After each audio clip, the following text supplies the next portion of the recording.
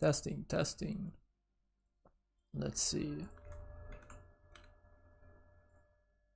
Get these pinned messages going.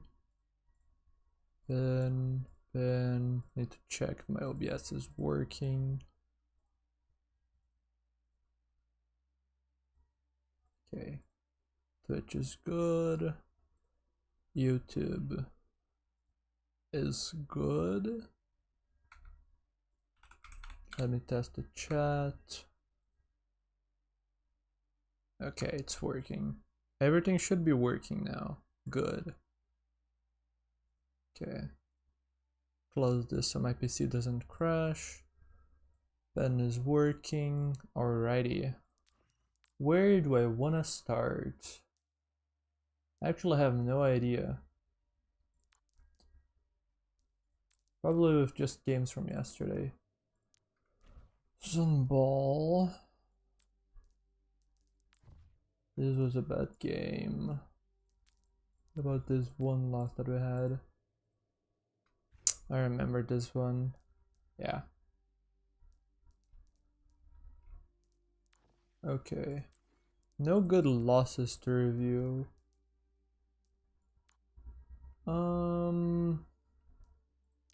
King's Row. Let me quickly scroll through this and see if there's anything interesting here. Ready for battle. Oh yeah, I forgot. There you go. Had the audio on the wrong thing. Now I can hear from my headphones. But yeah, hello, is everything working properly? It should be. I don't think I'm forgetting anything here. You never know. Let me just quickly scroll through this game to see if it's a good one for me to talk about the premise of the stream or not.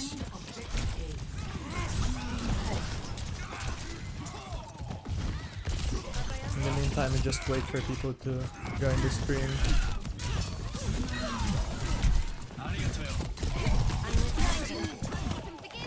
I don't think this will be a good game. No, I don't believe this is a good game to look at. This is the King's Row, right? Yeah. So it's from here onward. Let's check. Nepal.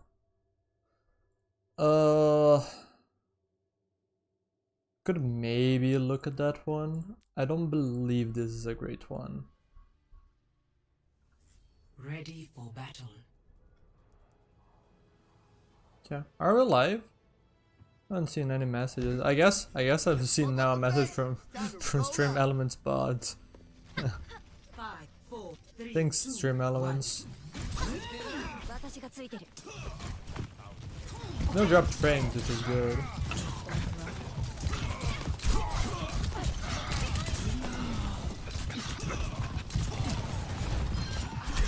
The objective is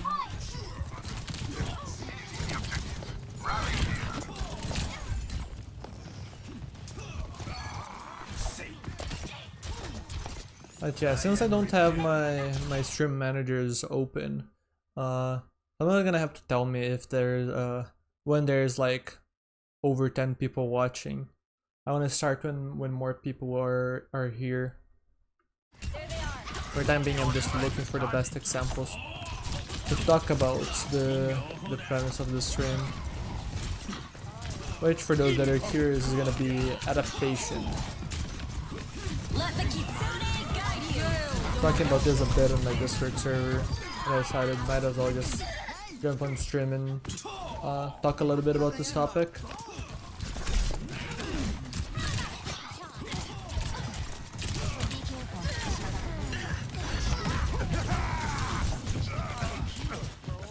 I don't think that this is a particularly good one, at least not this first round. Maybe the second one, because they tried to counter swap us.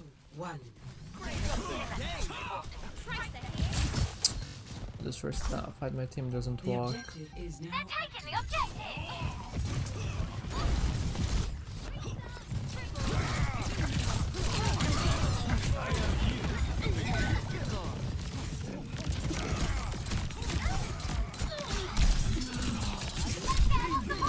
Okay. Am I crazy? Is chat just dead or something? Or has nobody typed yet? This is unusually long. Usually there's always someone rushing in to be.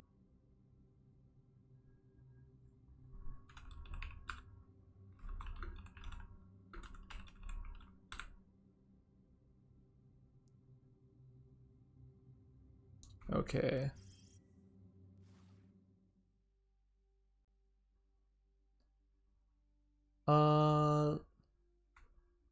I hope OBS doesn't crash. Okay, no, it didn't. I don't know why I tried to open Discord. For some reason, trying to open Discord seems to really like to crash my stream. Thankfully, it didn't crash. I just lost some frames. Stream was lagging before, yeah. My internet, this is the second time today. I might not play rank today if that's the case. This is the second time today where there's just like a hiccup in the stream and it just stops working for a bit. It was short enough that I didn't actually have to restart the game to log back in, which is cool. Ready for battle. It even kept my setting for like how the time jump. It should default to 20 whenever you log back in. So that's a weird DC.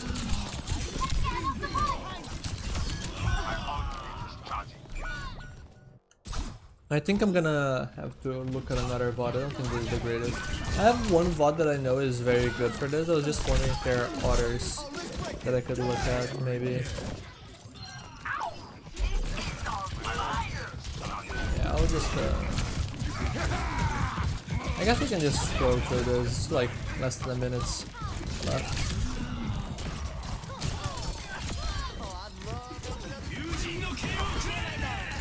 Nah, just move on. Icon vote was not good. What about Lijiang? Lijiang was a stomp. Lijiang was a stomp. Okay. So there are potentially two games that I'm gonna look at. We'll start with Gibraltar, and then if we need, we'll go into the King's Row one. They say you're a 5, 4, 3, 2, 1. Attackers incoming. I just need to figure out exactly what I want to talk about, because I want to focus on the idea of adaptation, but so in that case I don't think I want to talk about necessarily Genji fundamentals. Maybe I can go over them if I feel necessary, but like for the most part I think that this should be common knowledge, or at least I would hope so, with like the range that Genji wants to play in and whatnot. It is a little bit unusual, but mainly because right now it's too early for me to be further up. I would just get demolished by D.Va, so I kind of have to wait for Payload to be further up, for D.Va to be busy, for me to actually go on backline. So this is why I'm a little bit further away.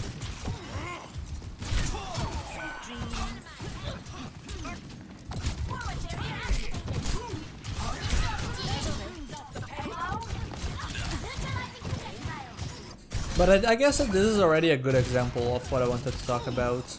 Like, yes, my Winston just fed. I could get mad, I could be thinking about, okay, let me do my quote-unquote job as Genji, right? Which is to go and kill backline or something like that. A lot of people think that way. I know that I used to think about that a long time ago. But instead I just choose to do this. I just choose to hardmark D.Va. And that's exactly, and it's exactly because my Winston died, right? Without my Winston, let's just quickly look. Okay, my Winston is alive. Let's look at the view like this, right? Where you can just see everyone's positioning very easily. Look at the amount of space that the enemy team has. Now when my Winston's alive, so I'm just gonna even just draw a line here, right? This is kind of like what our team has worth of space, right? And then the other side is the enemy team. Look at what happens immediately after my Winston dies. D.Va claims some space, Kiriko is trying to claim some space, Ashe is trying to claim some space, right? So immediately, this line is not relevant anymore, because most of this space has now become the enemy team's space, right? Because my Winston is dead.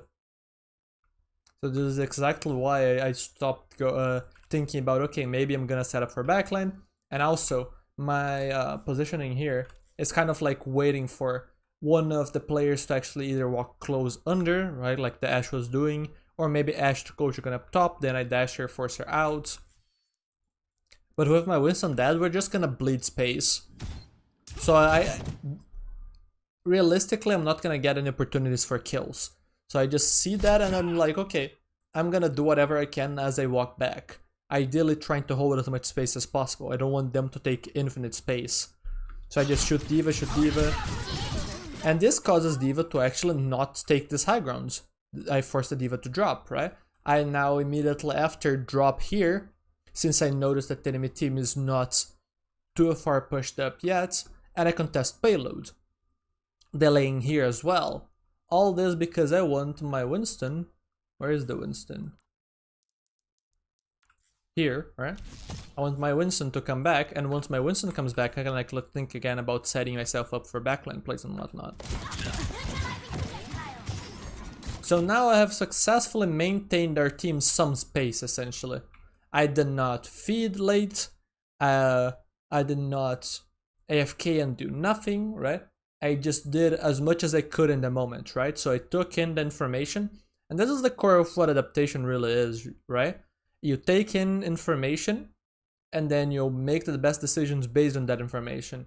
My Winston fed, I don't care whether or not my Winston is a good Winston player or not, right? If that was just a bad play, that is irrelevant.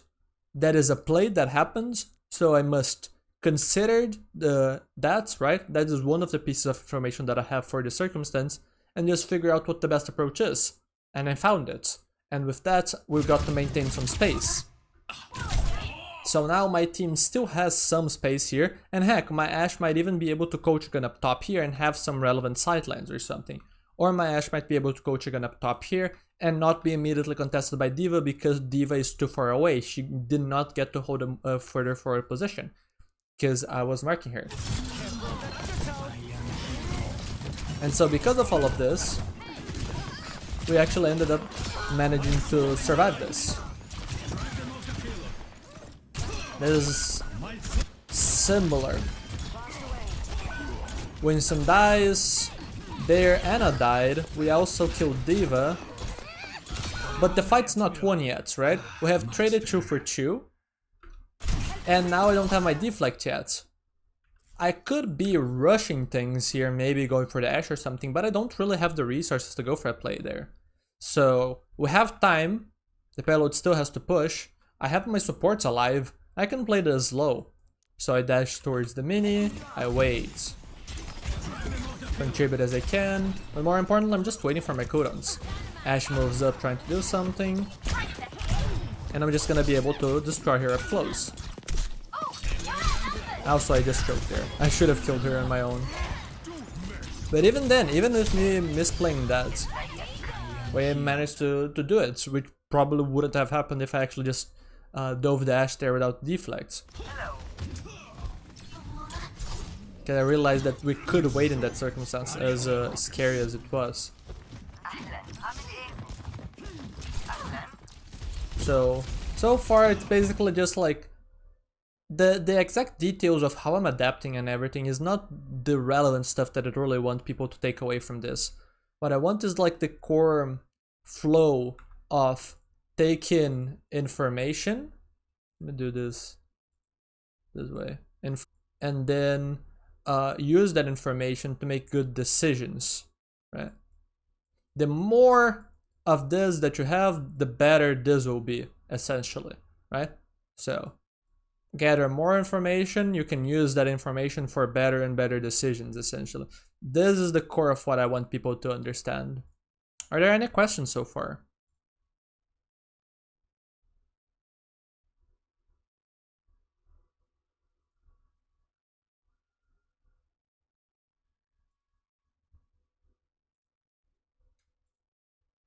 Why are there... Subscribe to earn Duolingo stuff on Twitch. What the hell? Okay, I guess. If someone wants to do that, they can.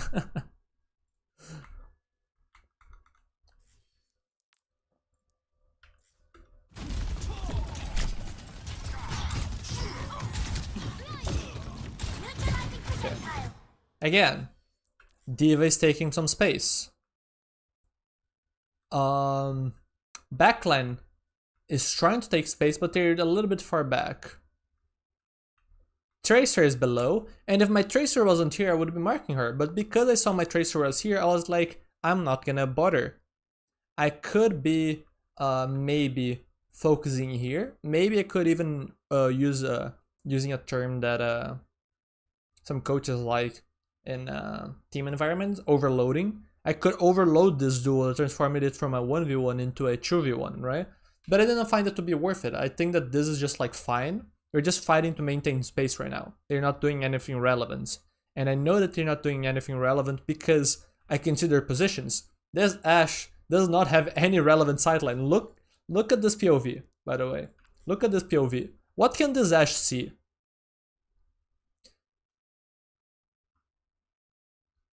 I'll get to your question soon, Isaiah. But look at what this Ashe can see, right? This is very important. This Ashe can't see anything. And neither can the rest of the backline, right? Can I add you? I'm not gonna end people randomly. Sorry. I can answer questions and everything in the stream, but I'm not gonna be accepting friend requests like this. But yeah, basically here, I take in the information, I see that the Tracer is being marked with my Tracer, I see that there is no reason for us to rush and do anything, because the Ashe and the backline are not relevant, so all I need to do here is just sit and contest D.Va. Don't want this D.Va walking. If this D.Va gets to walk, then her backline gets to walk because the D.Va is making space, and now everyone is scary. So if I just keep this D.Va from doing anything, nobody's gonna be scary, or if the backline tries to be scary, then the D.Va isn't scary. So now I can just deal with the backline, and now there are no more threats again, and then I can get backed up by my team, because my team is free to do whatever, right? Yeah. For the Winston question, what mainly made me safe marking the D.Va is because the D.Va was too far pushed up compared to the rest of the team. So if she tries to kill me, I have the backup of my team, and it's only D.Va damage, and as long as I play my cooldowns well and my cover well, I'm not gonna die to D.Va there. Unless, of course, I overstay my welcome, but that's why I said play well, right? I did not give the D.Va an opening to kill me, and I was constantly juggling essentially which character is under danger to know whether or not I could chase. Like, one of the moments I dashed the D.Va, I could even go back. We're at 251.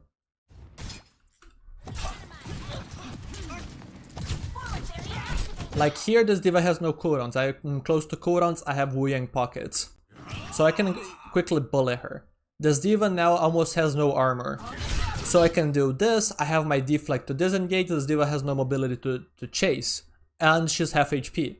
So even if I'm no cooldowns here, she cannot chase here because she does not have the resources to do so. Even if she did, I would get backed up by my team, which is gonna be safe because if the D.Va goes on me, it's not going on my team, and if the D.Va goes on my team, she just feeds because this is too deep for her, right? So in this case, this is information based on like the map geometry. I know that she can't really chase further than this right now. I know that my cooldown rotation, if it gets me here with deflect, I'm safe, especially considering the positioning of the backline. No Ashe damage to worry about, no Ana cooldown, stuff like that. So all of these small details allowed me to know that I could just go for the D.Va there. But as far as like the main takeaway that you can have from that is just to play. And the reason I say this is because this is just one situation out of literally hundreds of thousands that I could list you. How do you make proper decision in all of those? You don't learn every single one of them and memorize them. You just learn ideas, right, that apply to thousands and thousands of those, and you just know how to apply them in the circumstance. So in this case, this D.Va can't chase because of the concept of pressure, right? This D.Va is under too much pressure to be able to push. She would die trying to push and she would not get enough in return. Yeah. So because in this case, I am quote-unquote the alpha threat, right? I am the one that is threatening a kill, not the D.Va. The D.Va is the one that has to back up, not me. If I had half HP, the D.Va had full HP, this would not be a play that I could make, because I would be the one that would have to back up and the D.Va would be able to push, and then I would die. So this only works if this D.Va is, for one reason or another, unable to push me, right? And there were 2 reasons. The map geometry, there are 3 reasons. The map geometry, my team's backup, and the pressure situation that caused the D.Va to be under too much pressure to be able to push, right? How much do I charge for coaching? 30 USD for 1 hour. You can schedule coaching through Discord DMs. So there's a link to my Discord server in the description. And then you can go there if you want. You can DM me and we can talk about scheduling and stuff if you're interested. Or there's also my Patreon for a different version of education, which is more focused on like weekly workshops where I talk about different topics. I do live coaching, I do replay breakdowns such as this one. I do a bunch of different things there. They're less personal, but they're kind of like university classes in a way. I don't know if classes is the term I was looking for. I remember someone made an analogy with like my workshops and like something university, but I don't remember if it was classes or something else.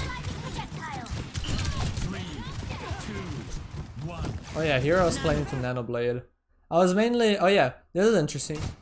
I was planning to Nanoblade here. 2, 1. And I'm gonna actually ask you all to tell me why I would think about Nanoblading here. I'm curious, what information is causing me to want to Nanoblade here?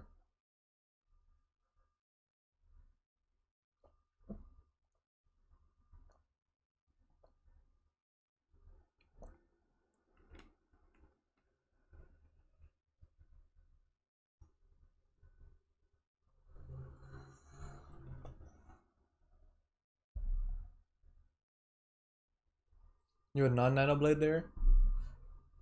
Lecture? Yeah.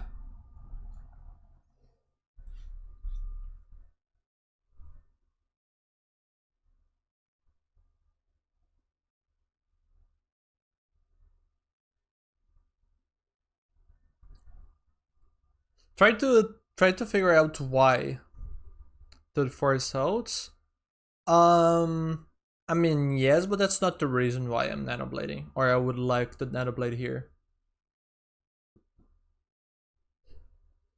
Nanoblade to force holds is usually not a good idea because Nanoblade, you want Nanoblade to be a fight win usually. It's just a very strong comp. So if anything, oftentimes your Nanoblade gets forced by enemy ults because it's like, okay, if I don't do anything, they win. So that means that now they have committed to the fights, we Nanoblade to prevent them from winning and to win ourselves, right? So they use, let's say, a note to engage, like Bob, and then now a Nanoblade to make sure that the Bob push doesn't win the fights, and rather we win the fight. And in that case, we not only won the fight, we won the fight and burned an ultimate from them. Because the supports are alone. And get burst down.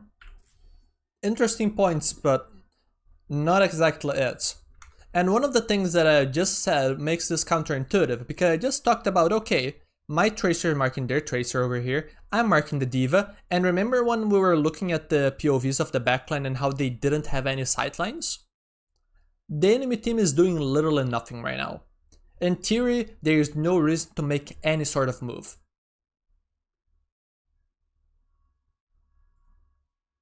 Nobody is useful. This tracer is not reaching backline or anything relevant because she's doing my tracer.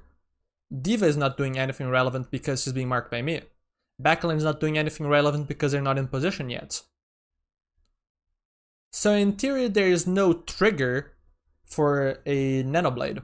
There is no threats like this backline walking up and threatening to kill our Ana, our Wu Yang, or whatever, right? We are not in a position where we have taken a bad cooldown trade to once to Nanoblade to recover, right? So it is weird. Now, we did cancel the Nanoblade idea because we got the tracer kill. But the reason is, I actually, even though they're not dangerous, I really don't want them to become dangerous. And the main reason is that Bob is really strong. Bob is a really strong ultimate because it creates a ton of space and a ton of pressure. I really did not want to have them ults take space. Now we have to deal with Bob, now the Ashe walks up, now the N and Kiriko walk up, now the D.Va flies on my backline and everything, and now everyone is contested. And heck, nanoblading at that point is really hard because I'm gonna be doing so alone. And then MT is gonna have a ton of resources to deal with me. I'm gonna have to outplay cooldowns from the supports. If I go on the Ashe, which is a likely target, I also have to outplay her coach gun and stuff, as well as all of the damage. So the main reason to nanoblade here is actually just to prevent them from ult pushing right now and allowing us to, more importantly, retake these positions. Because while it is not bad right now, the fact that they have these positions and we don't is a problem. This is one step closer to them actually doing anything, essentially. So that was my rationale. Whether or not it's the greatest play here, not, I don't know, right? But it is a valid idea, because if we win now, their time drops to, let's say, a minute and a half or even less than that, and then my opponents are gonna have to, let me go back to Overwatch, then our opponents are gonna have to walk all the way back from spawn and then try and retake high ground from here, or doing the path through the mini over here, right? Because we would get to set up on the high grounds, and then either we prevent them from walking or we slowly back up so that they take these positions again. So basically what I'm trying to say is the process of them taking positions to even begin a fight in a map like this, where it's so defense favored, takes a really long time. There are lots of fail points for the enemy team and not a lot of success points unless we make grave mistakes like my Winston did in first fight. So a win now would likely put them in less fight situation, even though there's 2 minutes on the clock, funnily enough.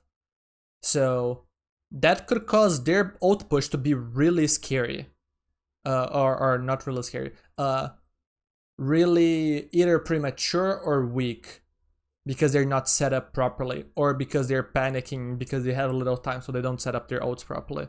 So that was my idea. Who I wanted to kill with the nanoblade doesn't really matter, it's just whoever is available, whoever is vulnerable. Like, from here I can dash and go for Ashe, I can dash and go for Ana, I can even just swing at the D.Va and that's fine. But that was like the information that I had in mind. I was tracking their ult economy, knowing that they had some ults that I didn't want to have them to use, I didn't want them to take the initiative. So I was ready to take the initiative. Now we burn our nano because our Winston fed. So now we don't have nanoblade. And now this is scary, because now they have their ult push and we don't really have ours. Or at least not as strong of a response for our own nanoblade. So now there is even more reason for me to blade early and prevent them from ult pushing, because blading once they have taken the initiative of their ult bank is going to be really hard. Is it easily punishable? No. Nanoblade is just a really strong combo, but whether or not it is punishable and whether or not it's valuable are two different things, right? I hint, or not hinted at, I talked about that in my blade guide that I released not too long ago. Yeah. Wu Yang ult, the Wu Yang ult is also utterly garbage. Like, my Winston is too far, so this Wu Yang ult is garbage. But basically, what I now know with information is, we have no support ults to enable me. The D.Va is walking in with nano, and the backline is isolated and far away. So I can either try to deal with the frontliners, the D.Va and the Tracer, or not necessarily frontliners, but the ones that are pushed far forward on the enemy team. In this case, I'm not really set up for them. You can see that, like, considering the D.Va's current positioning, I can't really go for her, she's too far. I didn't even know where Tracer was, and she's also too far, so I'm just gonna go for backline, because of the information that I have, right, about everyone's positioning. Shouldn't Wu Yang have saved ult? Yes, potentially. But again, it's not about I'm not worrying so much about whether or what my team should or shouldn't do. This is the whole thing about adaptation. So much in Overwatch is not gonna go according to plan. You're gonna miss shots, your teammates are gonna make dumb plays, you're gonna make dumb plays, your opponents are gonna make dumb plays, your opponents are gonna miss shots and whatnot. We're talking about humans, lots of humans, 10 humans in fact. So there are gonna be mistakes everywhere. So the important part isn't to just like judge and be like, oh, my teammate sucks or my opponent suck, haha. It's just take in the information, use the information. I have some information here. How should I use this? Try to kill backline. I thought about maybe blading the backline there. The backline was a little bit too far, and also someone needed to touch points. So I was walking. I killed the Ashe and was walking back, stalling points. And this was unfortunate. I had good HP here, but I didn't notice how much I got chunked by this Bob.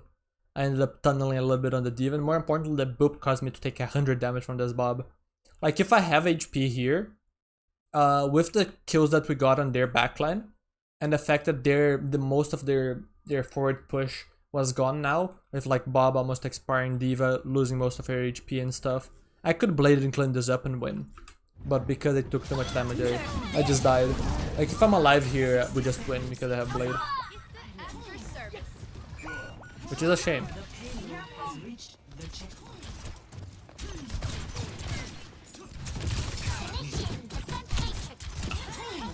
Team does not have any space, so I'm waiting. I'm just poking the D.Va. I cannot set up for backline yet. Backline is ready to mark me, as you can see there. So I'm just trying to shoot the D.Va, trying to win some space. Now my Winston jumped in, tried to make some space. Oops. Nope. Still cannot walk, so I wait. And you're gonna actually see that afterwards, I noticed that it was really hard for us to actually do anything about this, even if my Winston tries to jump here. Because my Winston jumping here is a big commitment. He's likely to die making this jump. So actually, if I want any chance of contesting backline, I noticed that I had to take a better path, a path of more cover. So I needed to take left side. So use the information, make a better decision.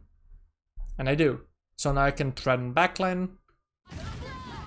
If I wanted to reach this Ana, I didn't feel the need to because this Ana is not in a particularly good position.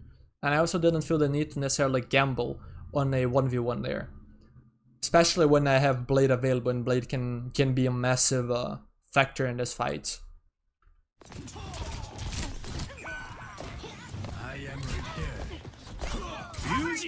So I was looking for Blade. Where is the enemy team, right? I was trying to go for the Ashe. I could not find her, unfortunately. So this Blade ended up being a little bit ugly. Did get one. Could have either lived or maybe gotten two or something. But what matters is that the thought process was there, right?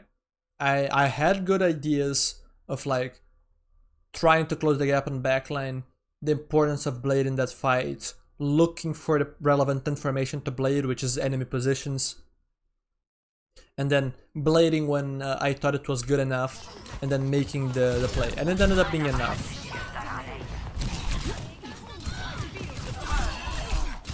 Precision is the way of the effective warrior. I burn with purpose. One of the things that you're gonna notice here is that like this whole thing about the adaptation is not it's not crazy. That's something that I mentioned in my Discord server when I was talking about this, which by the way is what prompted this this stream actually.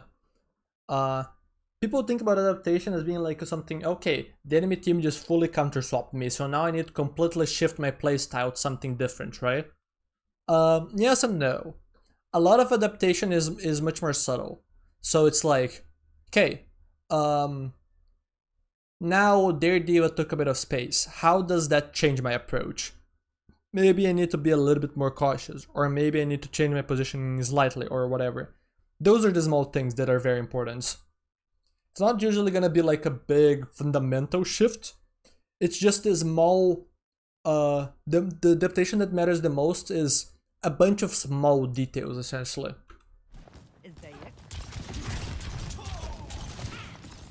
So this small detail, for example, me realizing that against the rotations that they were making, right, and the characters that they had with the long range, I am not really gonna be able to engage with them at long range. I'm not gonna be poking them from here. I also did not feel comfortable staying up close against their comp because my disengage does not get me far enough, and I could get chased by their tank.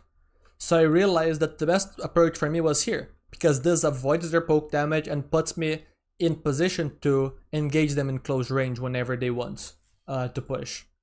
So it's a small adaptation. I still am gonna be doing basically the same that I want, just like before.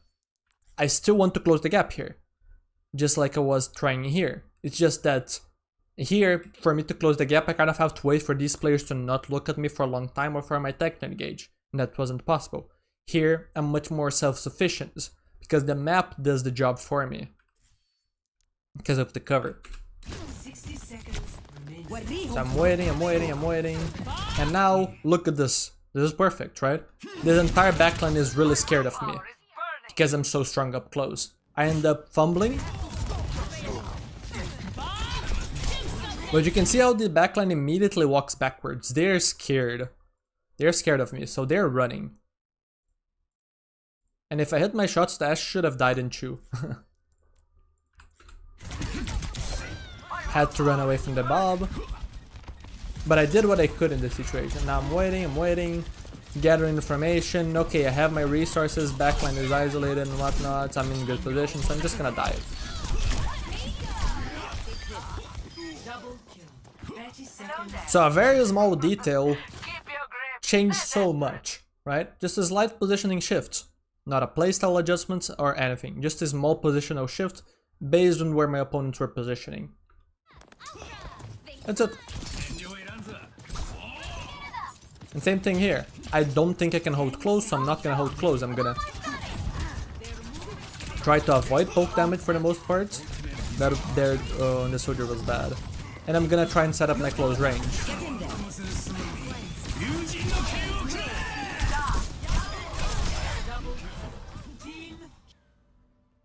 Attack's gonna be interesting. Also, any questions so far? Battle. Let's take a quick pause. 3, 2.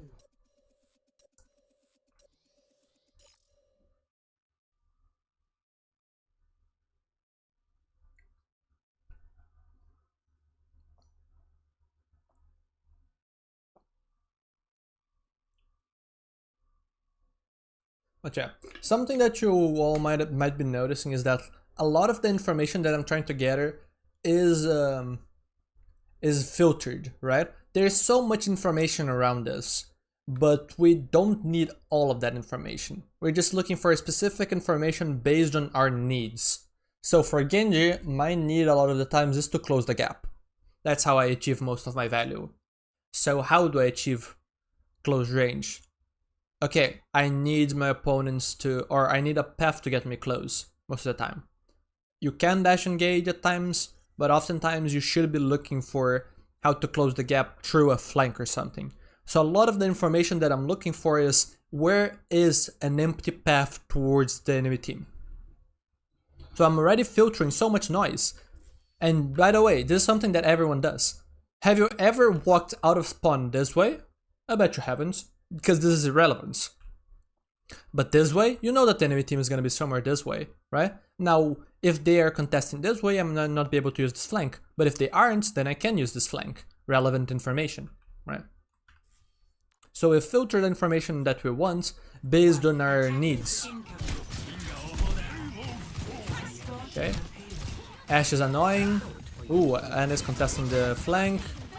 Okay, had enough HP, it wasn't contested, I could use the flank.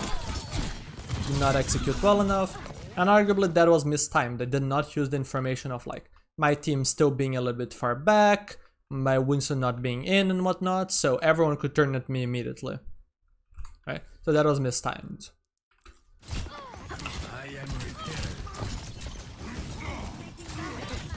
No nade.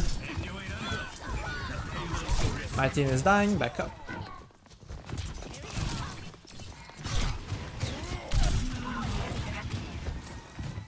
Okay. Now I can use the flank again. Now I ended up hitting more shots, caused the backline to walk further back. Ashe became isolated because of it. Nade hits.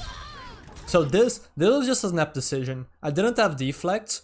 I just saw the nade, I was like, I'm gonna go in. I just went. And you can see there. Very quick decision as well. I spot the end here. I know that this area of the map is harder for us to walk because it gets open. It gets much more open, right? And I don't really have a good flank path to the Xana. So instead of engaging in a poke trade, I just back up. This is bad for me. Back up, look for a different path. Okay. Can we reach Ana? Now we can because my Winston went in. Now I take this high grounds. Can I go on the backline? Yes, because they are not aware of me. I took a really interesting flank on high ground that they're not aware of. I fumbled the Tracer one shot like I always do. And then I climb back up.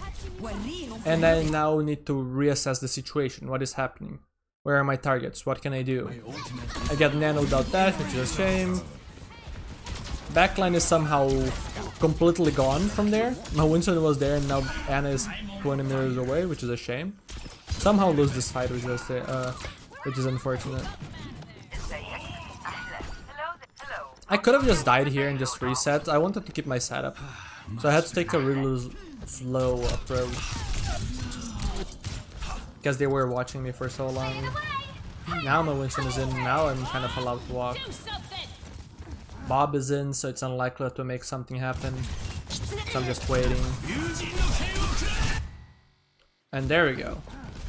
So I know that my Winston is primaling. I know that Bob is up.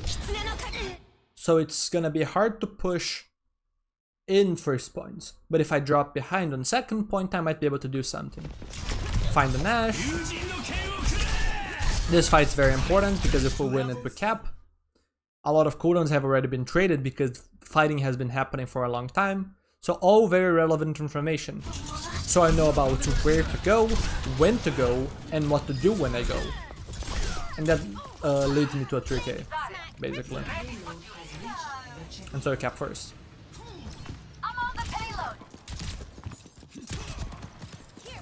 I'm unlikely to get a kill this deep.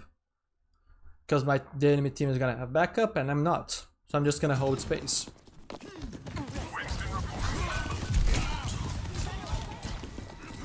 Ana is dead. Go back here actually. I know that soldier is walking here. I'm trying to surprise him. I do, I just missed too many shots. This is a fun attempt. I just missed one too many shots.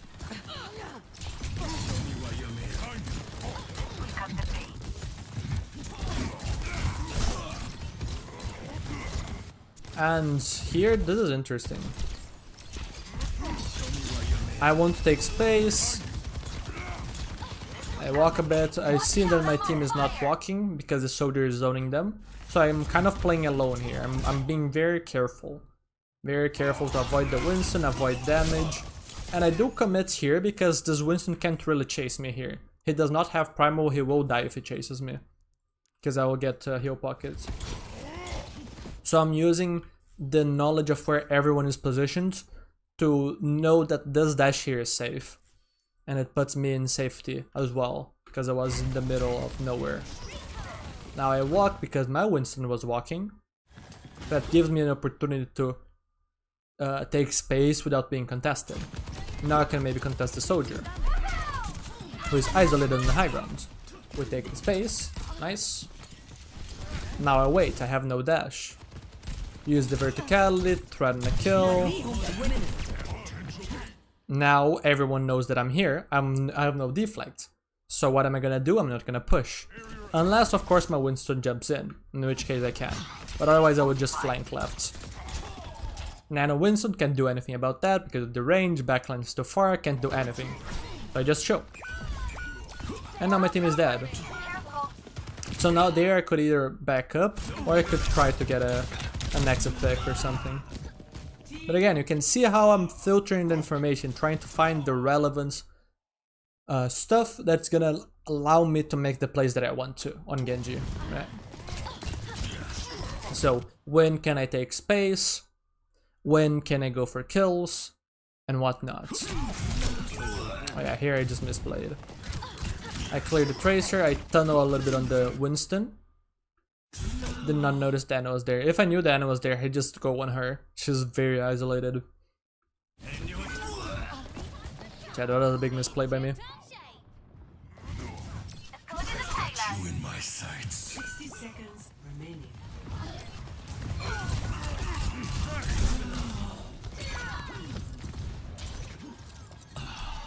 One last fight. 30 seconds remaining. Find the Ana that was climbing here, because I heard her. I have Blade here, really don't not want to just commit to that Ana, have her nade me, something that I do not know if she has, so I'm gonna assume she does, and then I die or I'm unable to Blade. So I stay on this high grounds, I played a little bit safe, because I know the importance of Blade in this fight. So I preserve my resources, and now I can finish that guy off. And we can clean up the fights at the very end. But you can see how a lot of the adaptation wasn't anything big, right? It was just small details. And by getting those small details right, we were able to overcome this difficult match and actually win rather than losing. Because it was very close. If I make like one more mistake, this game is probably lost.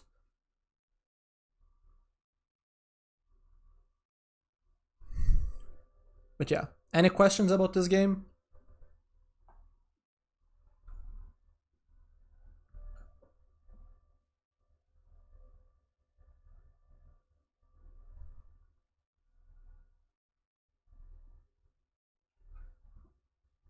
Sensitivity is just sensitivity is really easy. Basically, you just go as low as possible until you can go just a little bit over at 360 on your mouse pad. So you just do this from one side to the other of your mouse pad, and you just check how much your mouse pad can do. Because lower sensitivity is more precise, but you also need to be able to make 180 flicks, no matter which side of the mouse pad you're going towards. So basically just go as low as you can, while still maintaining your ability to do 180s. Now I could theoretically go lower still and still be able to do 180s, it's just not practical for me. So in this case, it's a limitation on like how much I like to move my arm. So like if I decrease my sensitivity, even though theoretically I can make a 180, it forces me to move so far away from my from where it starts that the 180 becomes like a really awkward action. So I stay with this sense. But that's basically it for sensitivity. And then after that you just adjust based on comfort. Mine is 4K effective DPI. It's low for Genji, but or low for what Genji players typically use, but it's not low in the sense that it's like bad, or because it's like something that very few Genji players use, it's a bad sense. If anything, I think that most Genji players would benefit from lowering their sense.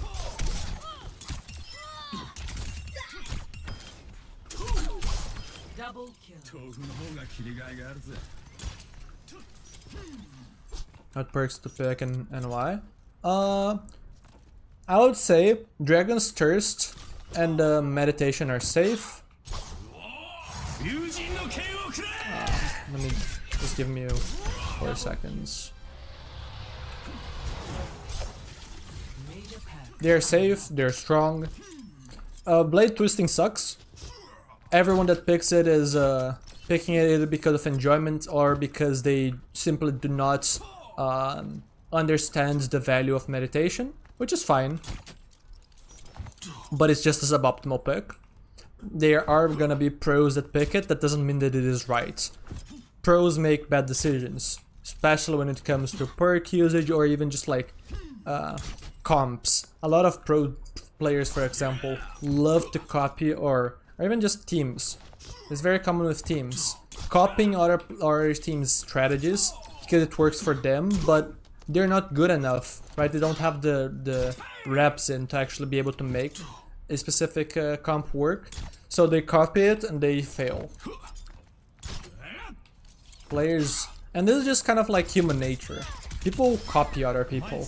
We copy our parents because they are the figures that are supposed to know better than us, right?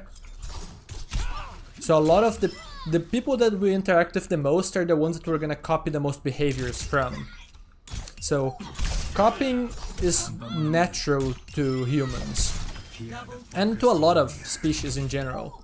Like this is a behavior that you're gonna see in nature as well, right? Of like how you see, like, say a puppy copying their parents howling to learn how to howl, right? Anyway, but yeah, just because you see something doesn't necessarily mean that it is good. So you'll see all the time people pick blade twisting and it really sucks. It's just not very good perk. Blade twisting I was saying. Swift cuts is the one that has that is interesting, and it's one that I think that it doesn't really fit my playstyle, but I would say this perk is very strong. Whether or not you can use it well, that's up for you to figure out. I still need to do more testing on it myself to have like my final judgment on it. But my recommendation for the minor perks is figure it out based on how you want to play. Because good Swift Cuts usage is oppressive. Really oppressive. But do you have the playstyle that suits it or not? I think that I have a playstyle that suits Dragon Thirst more, so I pick it. That's it. Also, it's the big thing, and this is why I said it was safe to pick Dragon's Thirst. It does not really affect you negatively. Swift Cuts can very easily bait you into going for bad engagements and just causing you to feed over and over again. But yeah, just figure it out basically. Blade Twist? No. I have literally never picked Blade Twisting in my life and never will. Not until they make it a perk that's actually worth thinking about. Right now the balance state of Blade Twisting is so bad that I wouldn't even consider it as a choice ever. Like, it's just that bad. And if you want a good that's I'm failing to find the word that I want to describe this, which is like a good way of just like kind of understanding exactly what I mean, is to know just how many times they change the perk, which is already twice, and also the fact that they have now nerfed the deflect to 10 seconds, which I'm pretty sure is a nerf that is caused by meditation. Meditation, I believe, is strong enough to cause deflect to get a cooldown nerf. The same way that the Anna got a cooldown nerf on Nade because of double grenade perk. So that should really go to tell you just how much the perk does for Genji. It really is just incredibly strong.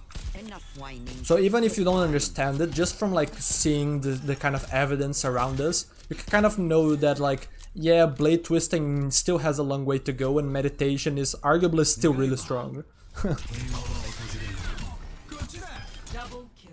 Which perks I'm choosing? I don't know. I don't have all of the information available, Painter. I'll need to have all the information. And also some information that's very relevant is how much risk am I willing to take? Because Swift Cuts is higher risk, higher reward. Right? So that's also potentially it. Because you can have a very valid argument for both and have neither pick be wrong. And just be a bit about personal preference. How much am I willing to risk to gain however much, right?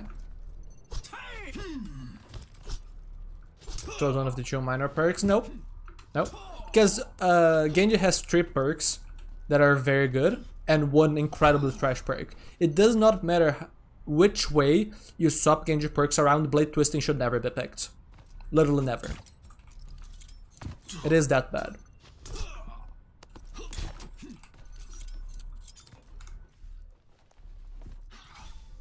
You're free to pick it if you enjoy it. I'm just talking purely from a power level perspective.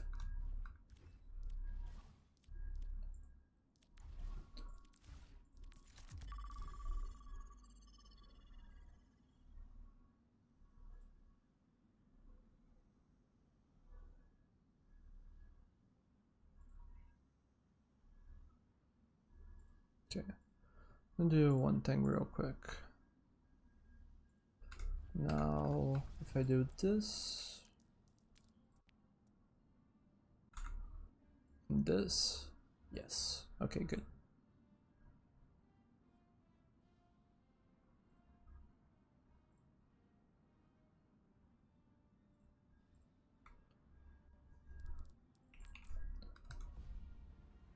What would I do to buff it? I wouldn't. I would rework it.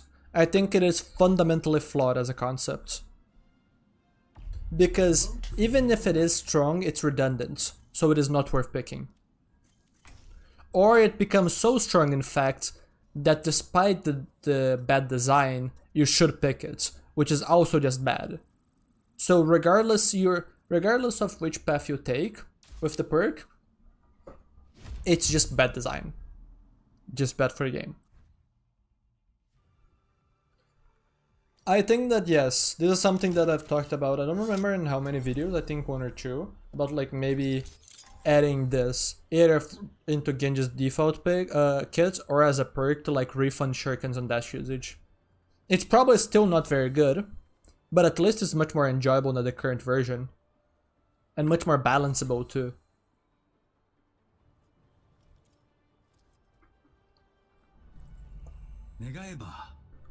But yeah, you'd have to work from scratch, I think. The one dash idea that I think has some merit is going the similar path of meditation, except instead of deflect, it's with dash. So now I basically have to choose which cooldown. Something like, depending on how many enemies you hit with dash, you lower the cooldown. So let's say, each enemy hit by dash reduces the cooldown by 0.5 seconds. Or each enemy hit by dash gives you 15 overhealth.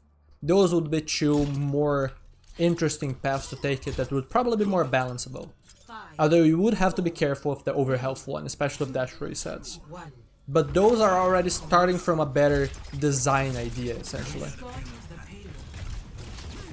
So it allows for better balancing. It is I wouldn't say toxic because this perk isn't toxic. But it's just much more workable. You can work with it much better.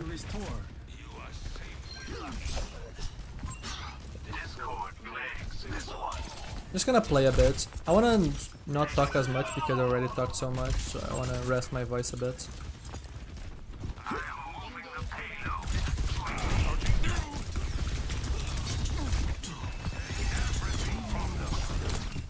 I might be dead here. Suppress this target. Nice. Am I lagging or something? No, I'm not. Okay.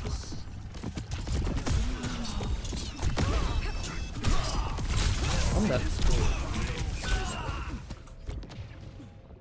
I'm not gonna narrate this match, but I do welcome you to pay attention to my decision making.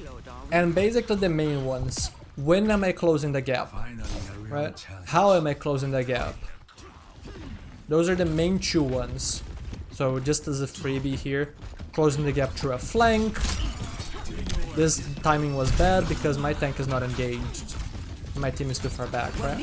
That's the kind of stuff that I would recommend paying attention to.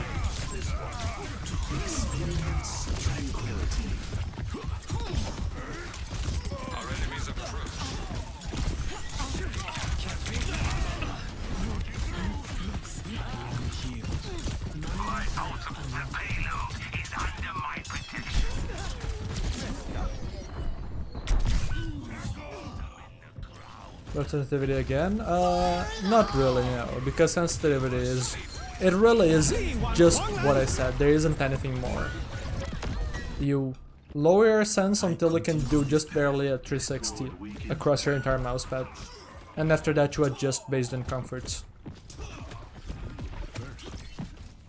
There really isn't anything fancy about sensitivity. No one can hide from my sight. On enough FPS reasons. Old Overwatch bug.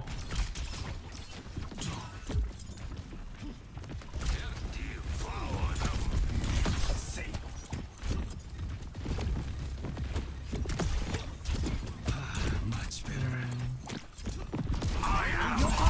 Get in there.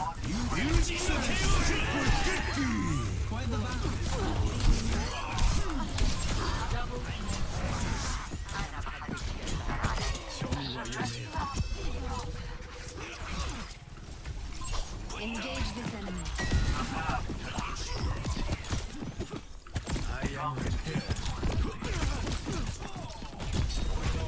Payload has reached the checkpoint.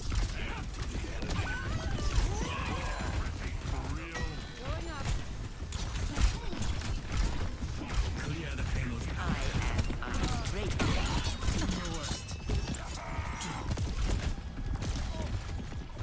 Experience tranquility.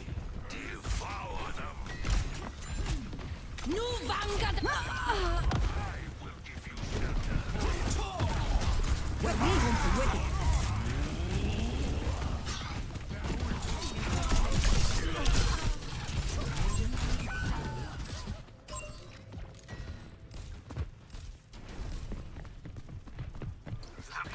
To give more insight on the reduced buffering thing, whenever you alt tab, there could happen like a bug where you lose some of your FPS. So you would have to do the on and off buffering thing to remove the bug. No one can hide. So I just created the habit of doing it. That's basically it.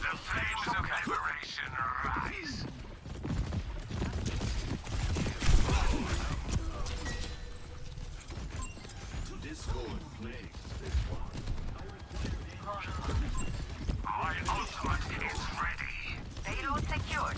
Let's go. Nano boost administered. I am healed.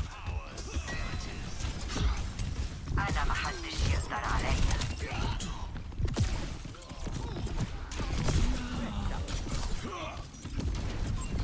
Okay. Recap? No. I don't swap Genji. Suppress this target. これで終わるものか。 Payload has reached the checkpoint. The notion that Genji gets countered only exists when you haven't leveled up your adaptation yet. There's basically not a single situation where Genji is not playable. Genji is just too flexible of a character if you know what you're doing. It is possible to create situations where you shouldn't play Genji, but even in those situations I would rather practice than swap.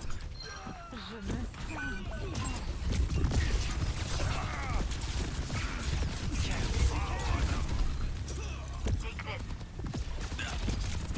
The payload is under my protection.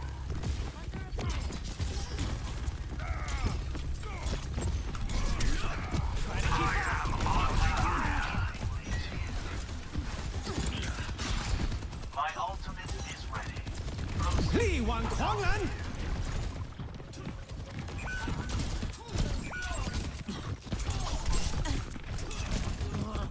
Show me what you made.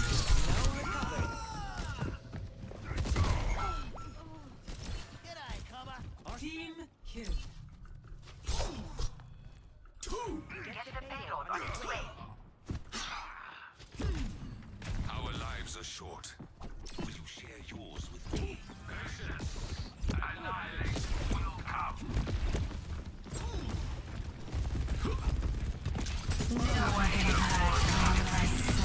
Oh, okay.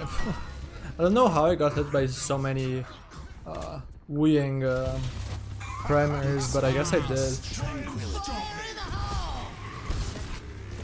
long as you don't burn Nano now, Nano Blade is free. Because their counters are gone, Tire, Cage. That was what I was waiting for.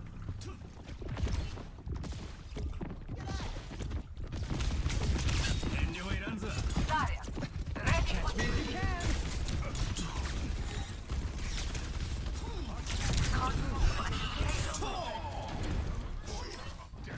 And by the way, this is a surprisingly high rank quick play match, so I need to take things more seriously.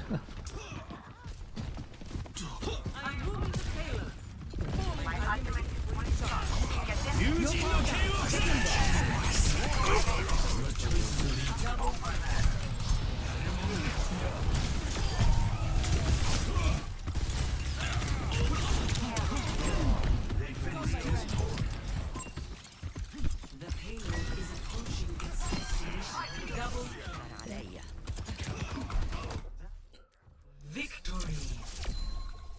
Like a lot of the ways that I was handling flanks was just disrespecting my opponents. Not because the flanks were bad, but because of the way I played them. Either mistimed or not taking a longer approach in the flanks. The flanks are good. Not flanking in Shambhala is often a big mistake because the map sucks. Vote for a map. It's still good for the defenders. You need to find a way to break through their defensive stronghold, and it requires slowly taking better positions, forcing your opponent to worse positions, which is a lot of the point of the flanks that I was taking.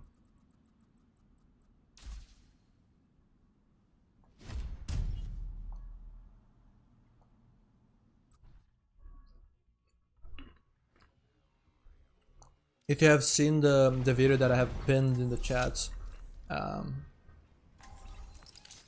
there it has like a good example where I talk about hurting the enemy team.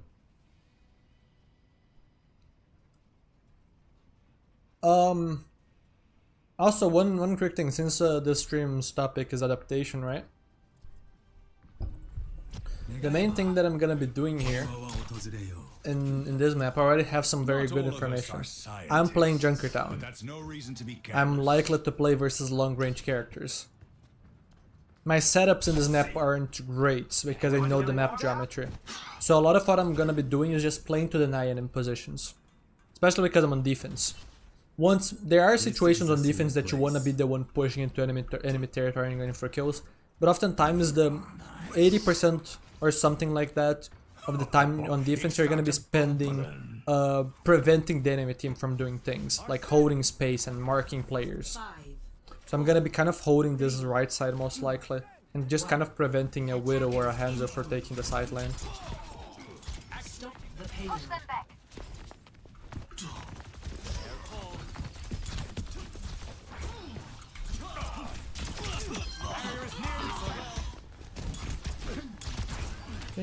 Okay, never mind. They do not have a good comp.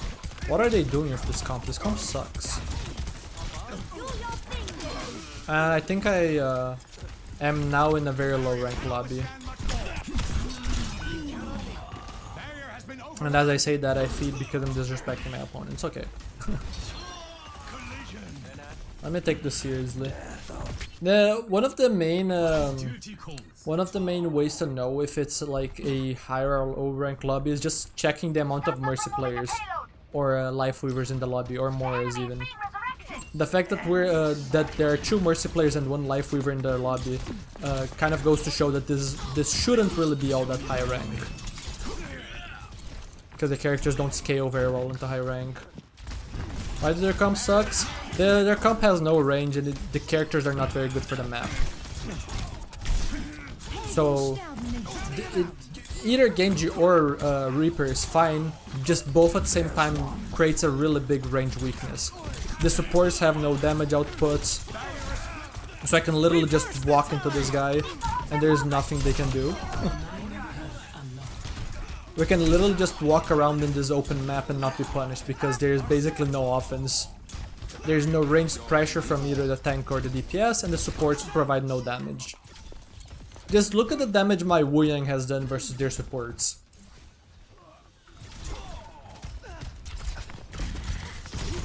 Now they have a long range character in the form of Freya, and now this comp is much better. Freya also helps give Mercy value, so now their comp is much better with just 1 shot. Never die.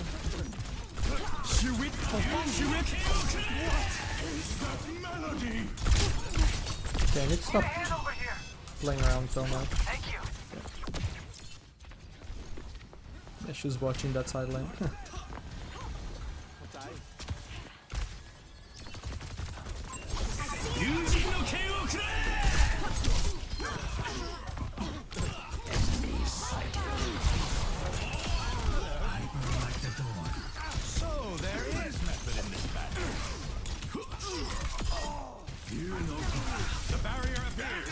cannot escape Morris, practice more.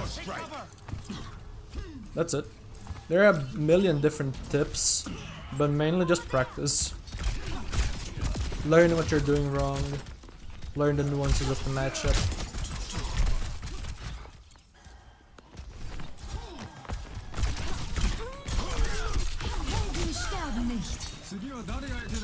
Reverse the tide! There's one. I need healing.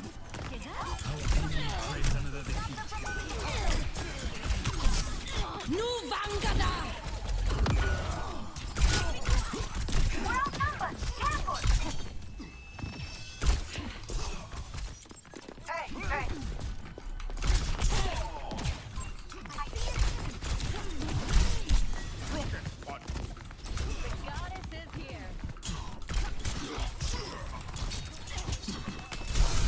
Don't know what this Kiriko is doing.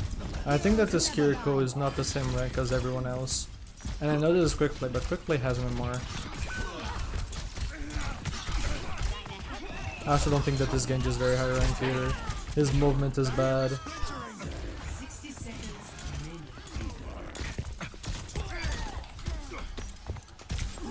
Hello, Mercy. What is their plan?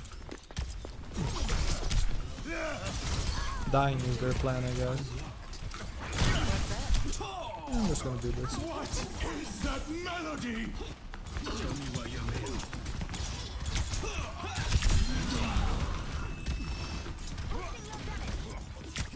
30 seconds remaining. Time works against them. Don't lose focus.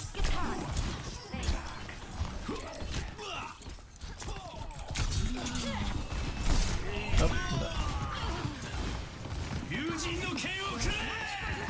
Sterben nicht. Arigato. 10 seconds remaining. They're almost out of time. Just hang in there.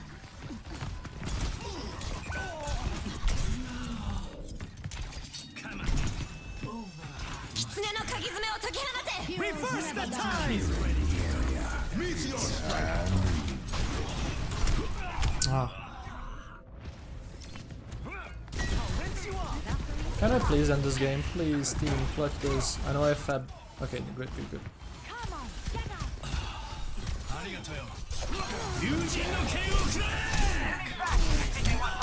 The payload needs to be stopped. Actuating the barrier. Okay, I think this is enough.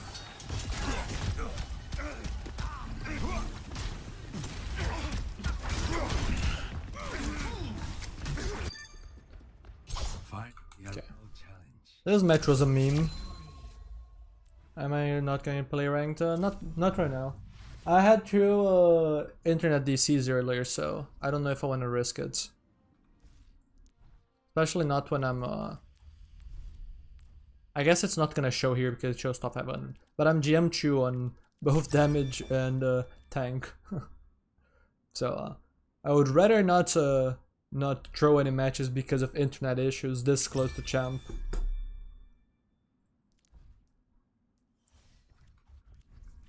Also, it's funny. If I just do like one really good session on tank, I will legitimately just hit champ on tank with like less than 20 games played. Like actually, it will just be just a casual champ on tank, despite me not playing tank.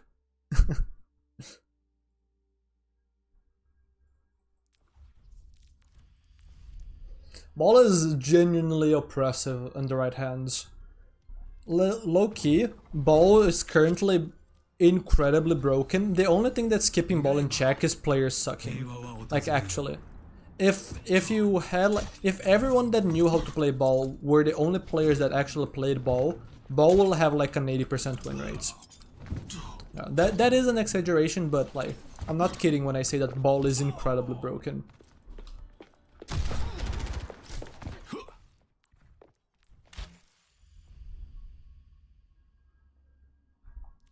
The thing that balances Ball is just the skill floor and ceiling.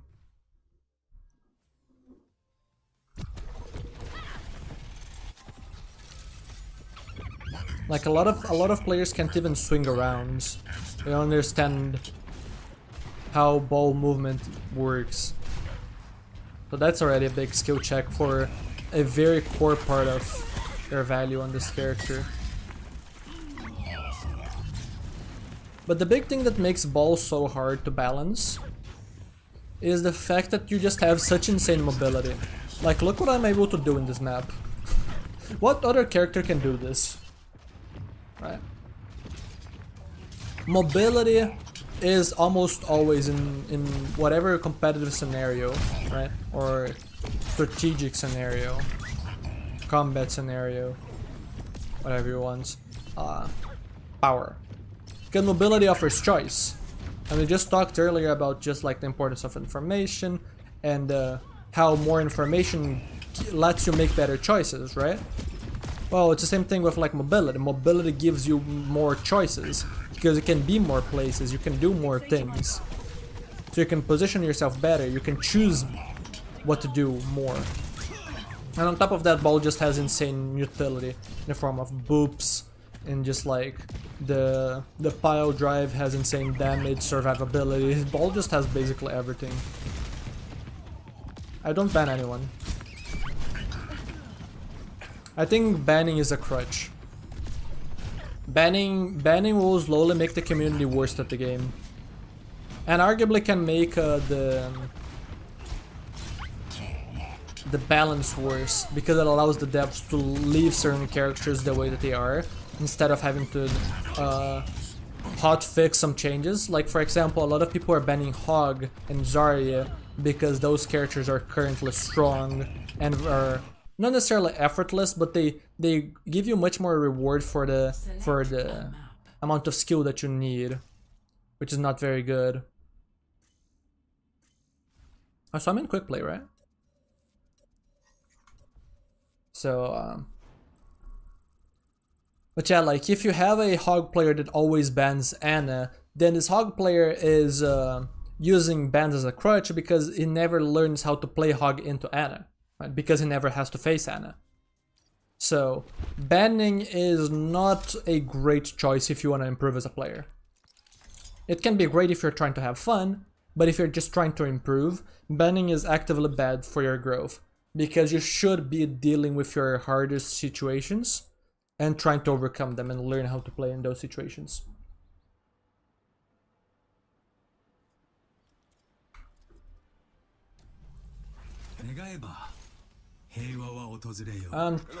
I mean, Who taught you the blade? if you have more to sleep, then you should sleep, Melon Boy. But you do you. I would recommend you to sleep, but if you don't want, I'm not your mom nor dad, so you can do whatever you want. And your mind will become clear. The recent Hog buff is awful. Mainly because Hog is just an awful character. The game would be better if they deleted Hog. So if you want a better game, just delete Hog, delete Moira, delete Sombra, delete all the cancer. Because there are less people that actually enjoy those characters than there are games that are ruined by those characters. Okay, what am I doing this match? What are they playing?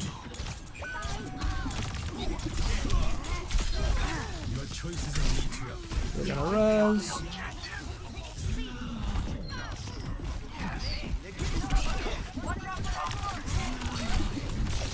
Okay.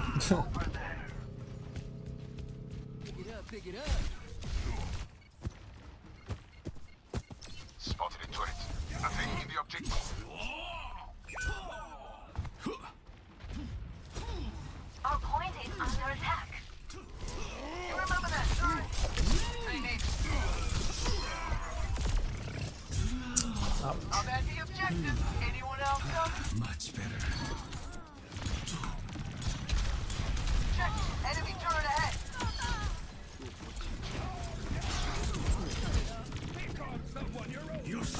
Enemy turret destroyed.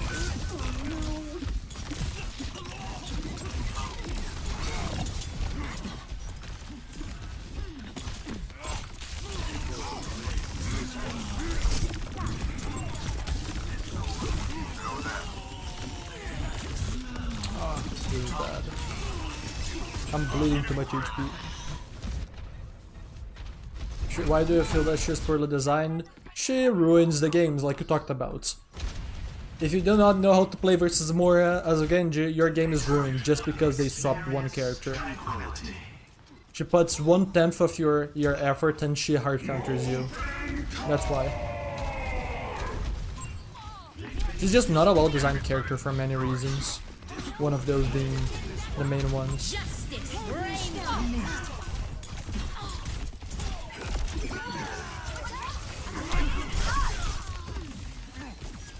Do not have life still yet. Locking satellite vector. Minor. By the way, that melee actually makes sense because I'm blocking the...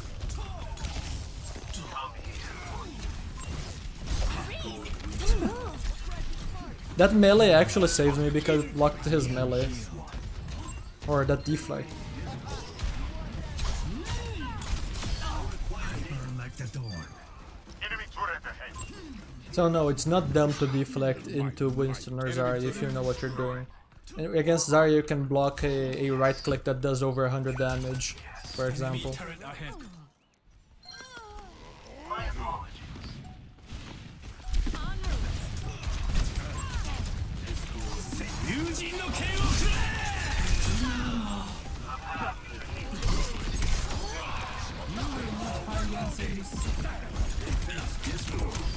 I'm not gonna lie, these matches have been very memey. I'm just vibing. Get lost. Yes, they both deal the same damage. 1-0.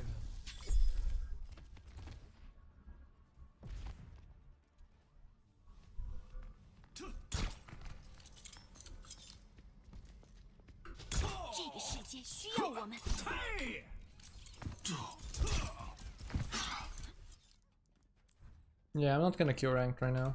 Helping those in need is its own reward. Especially not because it's raining and so... Like yesterday I lost electricity for like 2 or 3 hours. I don't know if it was because of the rain, but the rain could cause it. Round 2. Capture the objective. It's mainly about what you personally like to play with. It's also situational, but the main thing is that you should explore it yourself and learn based on the way that you play. That's how it goes for a lot of things.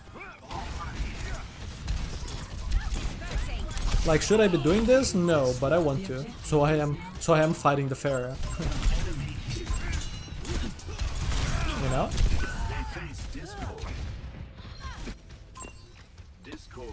And it's not like I can't make it work, I just need to focus on like what exactly I need to make it work and then actually making it work.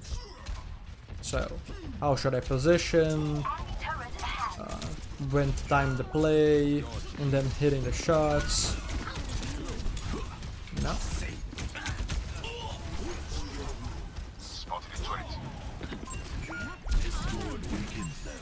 I am restored. Where's the turrets?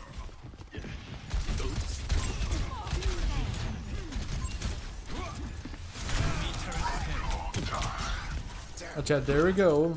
My tank is counter-swapping because rather than improve, he would rather have the easy way out. So even if that player wins, that player does not actually deserve the win and is not getting any better.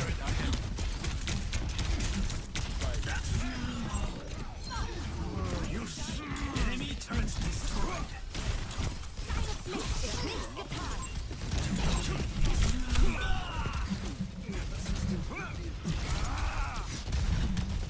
Meteor strike. But yeah, I really need to stop talking. I've talked so much. I don't have any water left. وريهم قوتك. No one can stop me. Excuse me.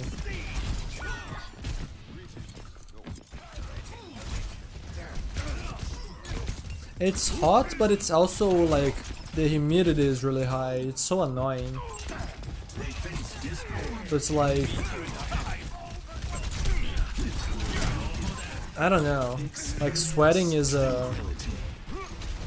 sweating usually is great when it's hot, but like when like the sweat doesn't evaporate, then it becomes like really annoying and yucky, you know? Rain from above. Round 2. Loss. I'm answering everything. Baptiste here. Score 1-1. Tank card counters there are. I think that I think Orisa and Hog might be a good example. Although I think that even then Hog can play around Orisa. But there are some examples of characters that have matchups that are too good into other characters, and that's just a design flaw. Curse me all you want. Without conflict, there is no future for humanity. Okay, let's win this round. I'm gonna focus on actually doing my best rather than necessarily going for Pharah. Depending on the situation, it could still be correct to go for Pharah, but most likely not all the time. Your gardens.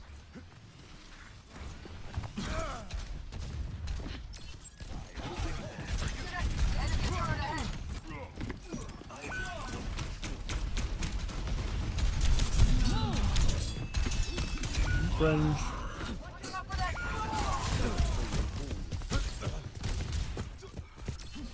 This comp is awful.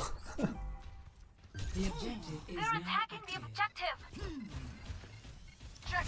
Enemy turret ahead.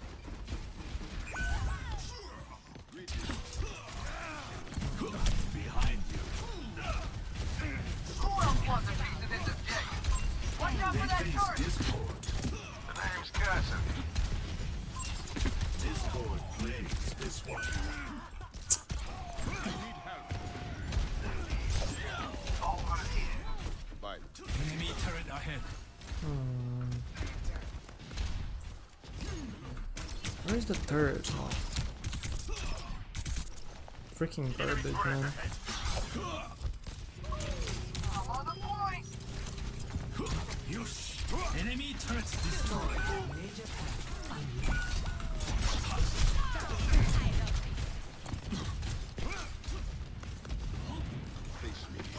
Keep this one. Spotted a turret.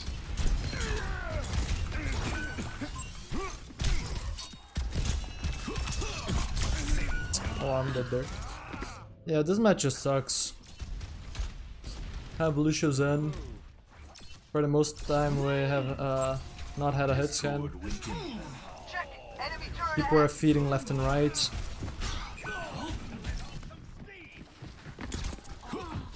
And I'm not able to achieve anything. Objective. Anyone else coming? Enemy turret destroyed. Time overload.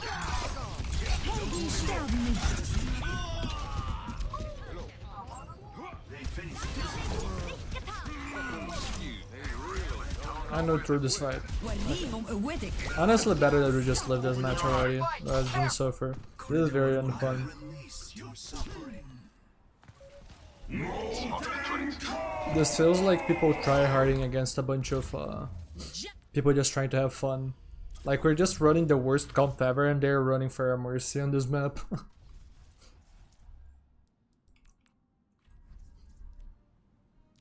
I wonder if they are duoed or not. If that's their fun, who am I to blame them? Not their fault that we did not want to give that match a fair shot.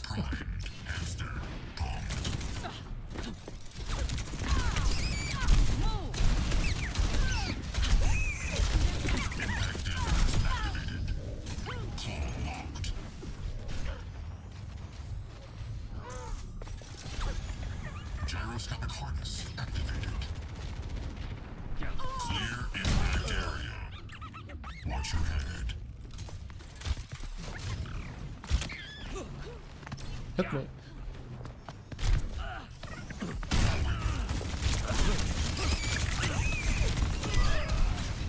Untranslatable shriek of glee.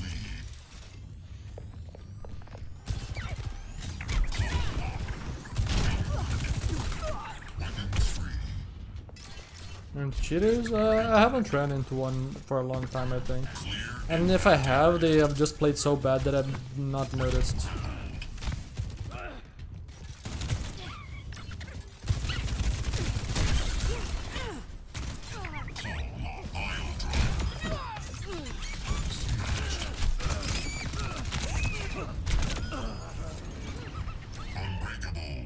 Unstoppable, invincible.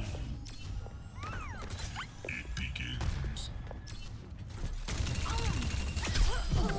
Efficiency rating, maximum danger.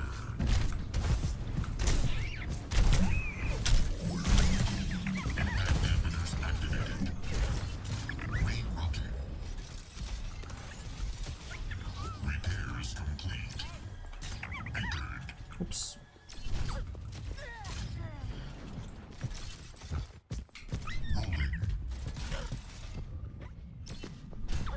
Claw locked. Weapons free. Core temperature rising. Watch out. Dynamic reinforcement engaged. Calculating trajectories. Not fun time, I agree. Hello, can I? I don't think this is really possible to wall jump, is it? Can you do this, actually? Yes, you can. It's hard.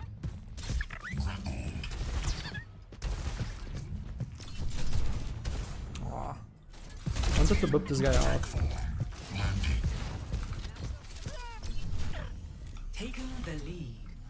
Rerouting.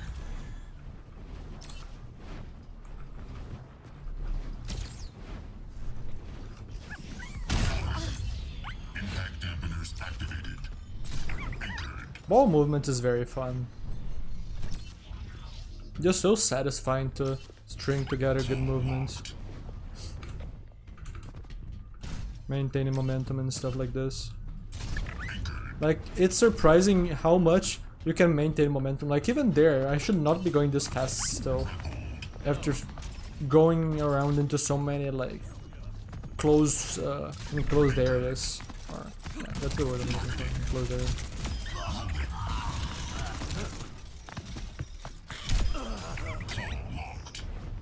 But if you do these bounces correctly on walls, you maintain a lot of momentum. Calculating trajectories. Like this stuff, no? Ah. Can you do this? What am I trying to do? Here? Yeah, no. This is too awkward. Getting drowsy? Area denied.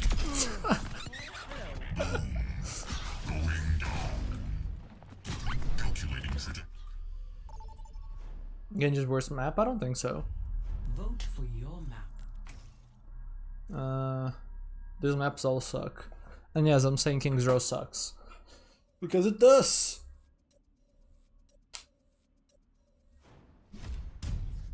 King's Row for those players that like sitting main and getting stuck in chokes for 2 minutes each. It just doesn't really offer any flanks.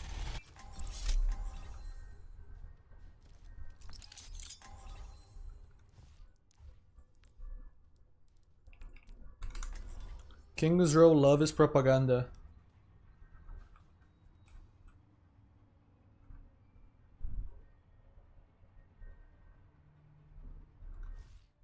Guys, we love seeing two Rhines hammer each other and decide the outcome of the game because nobody can walk. Because those fat tanks are occupying the important areas of the map that you need to traverse. We love sitting behind shield and just spamming and seeing which team has more damage. Or which team makes a mistake first. It's so nice, isn't it?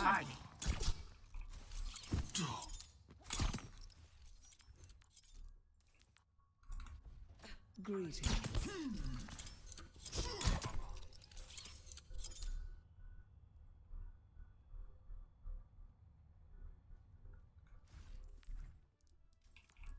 Five, 4, 3, 2, 1. Attack commences. Capture objective A.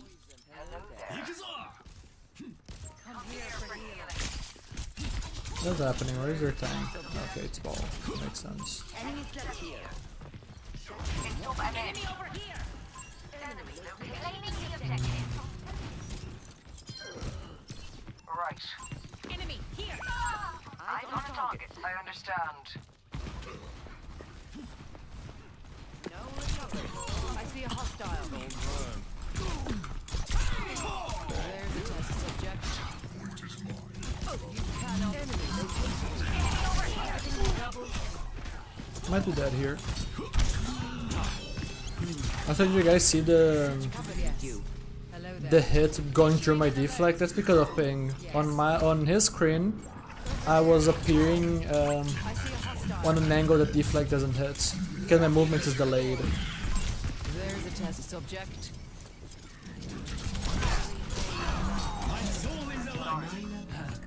Let's try Swift Cuts. Securing the objective. Anyone Probably not gonna get much use out of this, but Escort the payload.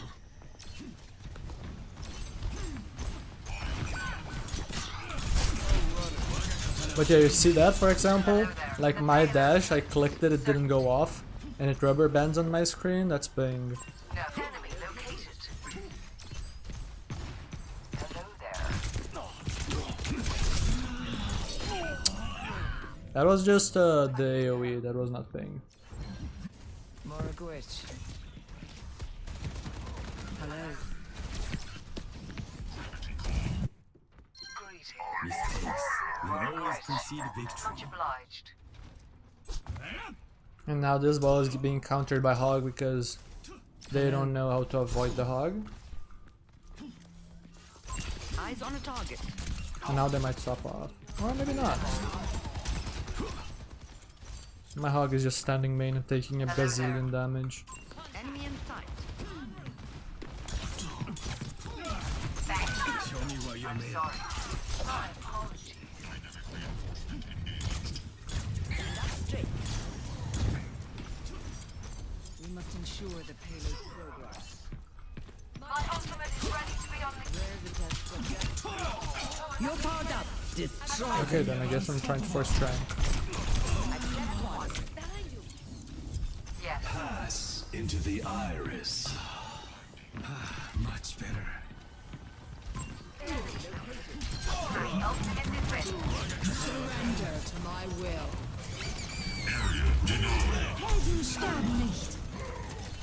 Bruh. We are outnumbered. I am repaired. Yeah, I think I'm gonna have this match be my last. These matches have not been very inspiring, have they? My spirit blazes. Hello there.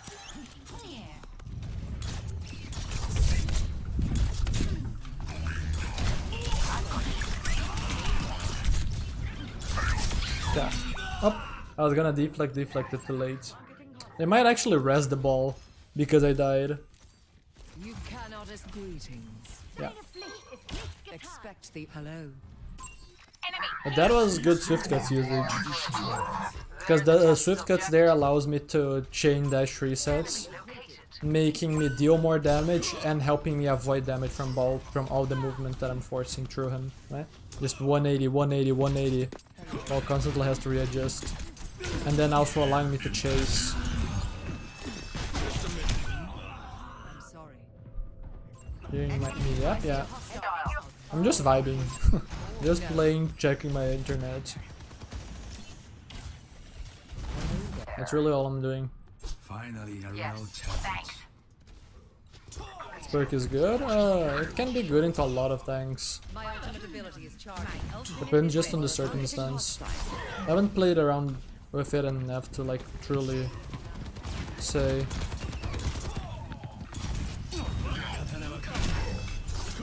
Close your eyes. Yes. You're powered up. Meow. And this is why you don't go main. Okay, I'm gonna take this seriously now. I'm gonna take this seriously. I see a hostile. I continue on this path. Try and win this match. The enemy outnumbers us.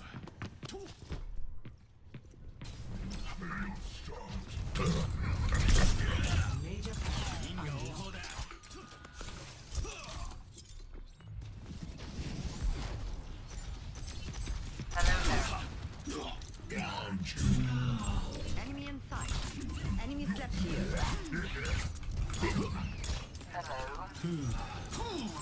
There's a test subject. Enemy located. Misery made. Surrender.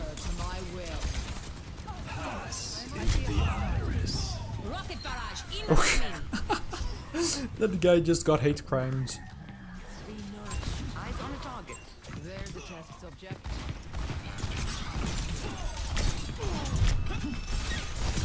Ah, that was ping. That was not even bad. They were a little bit too far for the roll, but that wasn't even bad. That was just ping.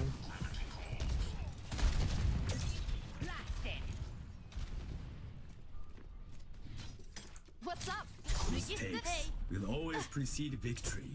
Hey, I think I need to hard flank left. hey, hey, we really need the payload to move. Wait, where's ball? Targeting hotline. I'm on the payload. Nice. Clear ball out. Probably behind. Actually, ball is already. Oh, ball is already out. Okay, let me ignore ball for now. He's not going anywhere. I am unbreakable.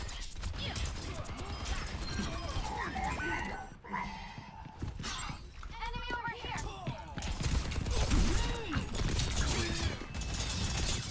60 seconds remaining. Hey, let's move the payload together. Touch. Oh, ball is gonna live and go mega. Repositioning. I'm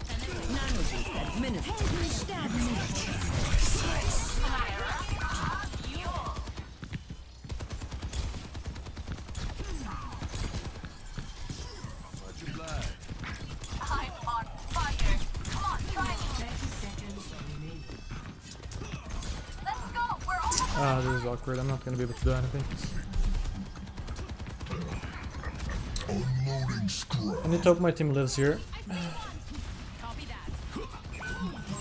It's high noon. 10 seconds. Okay, Discord baited. We can't let them down. 友人の剣をくれ Ah, that's not gonna cut it, is it? Maybe it will. Pass into the iris.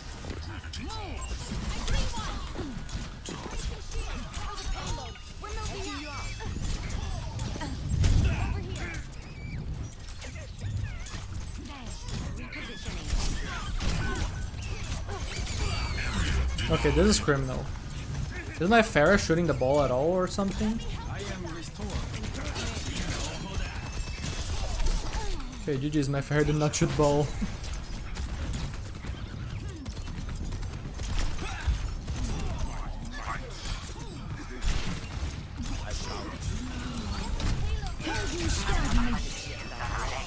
Yeah, this is GG. Do not have mana in time.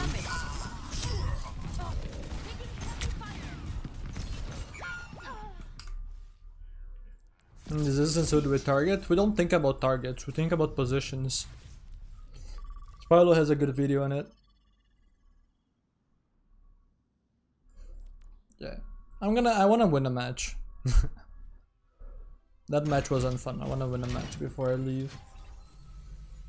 願えば平和は訪れよう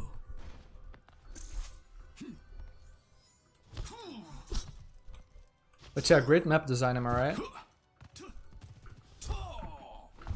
Taken the lead.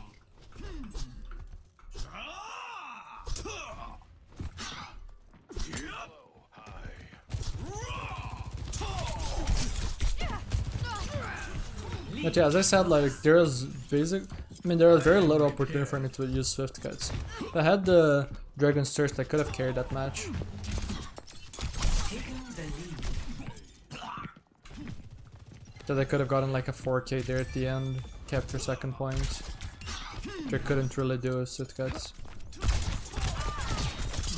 Not if Hog at least. Your choice Because will lead Hog to your fate. barely does anything in terms of getting attention. Taken the lead. No. If it was comp, I would actually just end whenever I don't want to play anymore, regardless of win or loss. But because it's quick play, and I'm just vibing with chat, I don't mind playing another.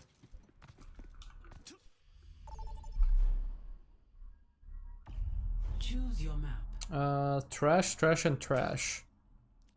I love how many awful maps this game has, like actually. Most maps in this game do not have very good design. They really don't. Route 66 is the best one here, but it's still just not amazing. A lot of the times the flanks are not all that great, so it's just cramped chokes.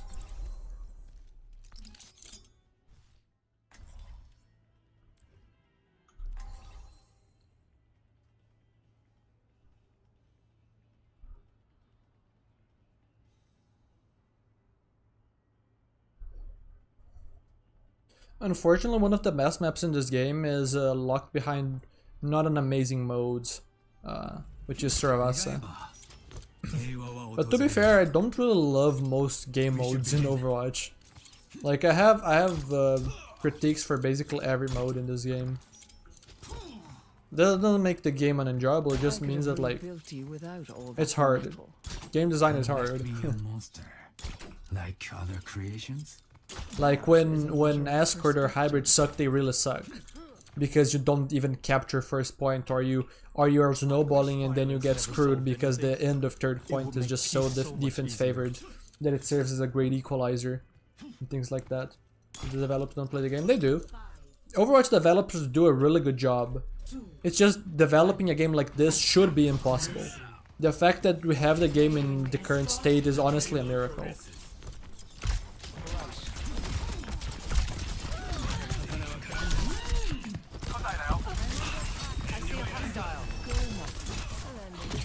No. Okay, my tank. Oh, it's another match of fog. That is something you can blame the devs for, leaving Hog in a playable state for as long as they have. They should have just nuked him after less than a week because it's just unenjoyable.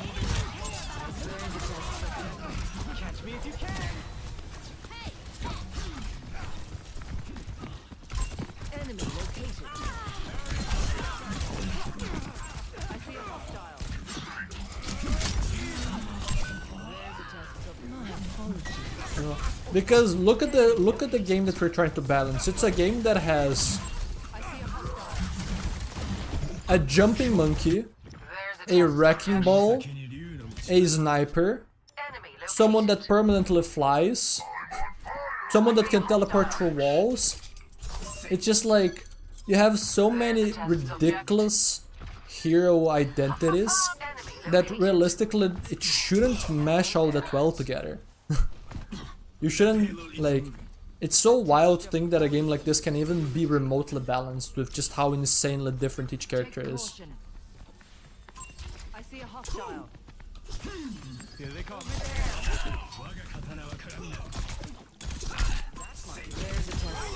My deadly defeat. Surrender to my will. Minor path.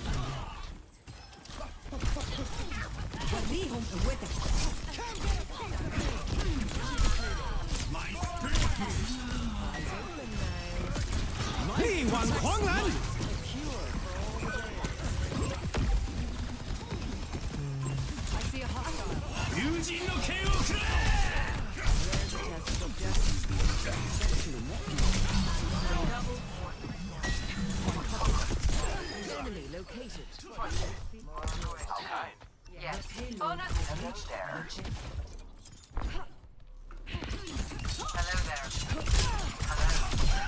Wait, what happened to my dash? You saw how I tried to flick down and then up, and then the flick didn't register?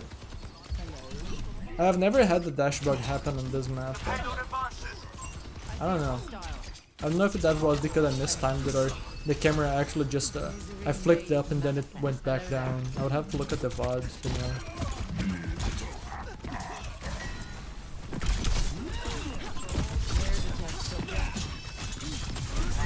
He's one, bro.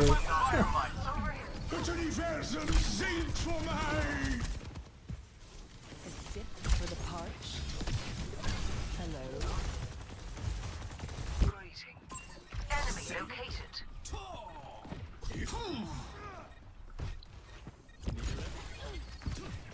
Get in there, Bob. Nu Vangada! There's a test subject.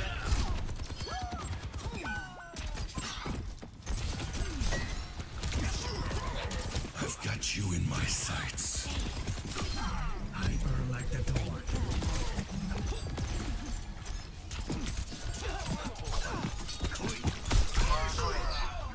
My ultimate ability is charging.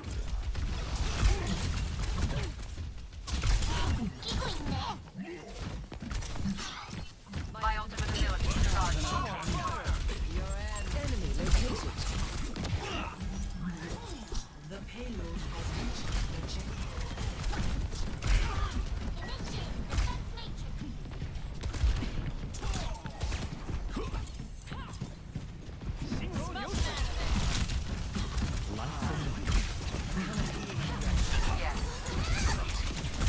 Show me what you're made of. Major pack unlocked. I see a hostile. Surrender to my will.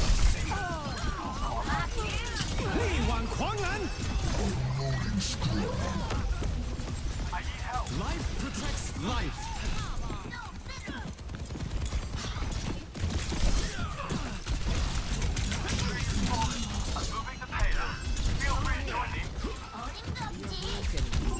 Enemy located. Knuckles are red hot. Hello.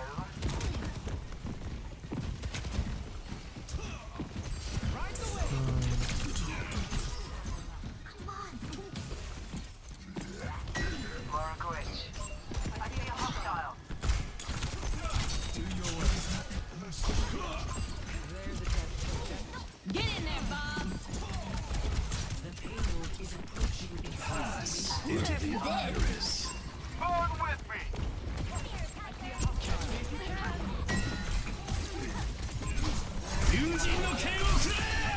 New Vanguard!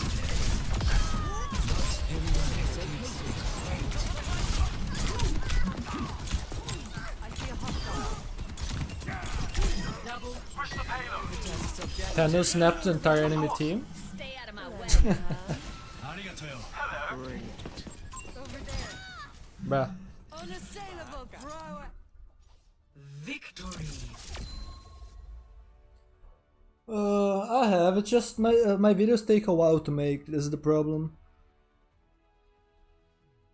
Play of the game.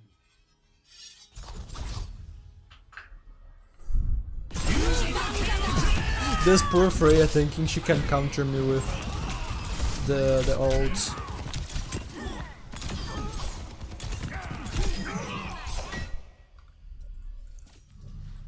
Like actually it's just the most predictable response ever. Plus, even if you don't actually think about it beforehand, it just takes so long to come out. It's just like, no, it doesn't work, bro. It really doesn't. I respect the attempt, but like, it really doesn't work, you know? New Vanguard! It really doesn't work, it just takes so long. Yeah, it's just like, this blade was so free. This blade was actually so free. Like, look at this, they have no cooldowns, they have no idea I'm coming in. New Vanguard! So I literally can just solo the entire enemy team.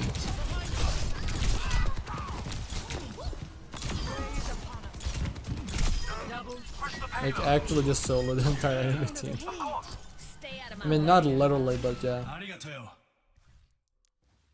Okay. So that's gonna be it for today. For those that wanna keep up after streams are done and stuff, just join my Discord. Join my Discord server and we can chat there. And yeah, that's basically it. Have a good one, everyone. Bye bye.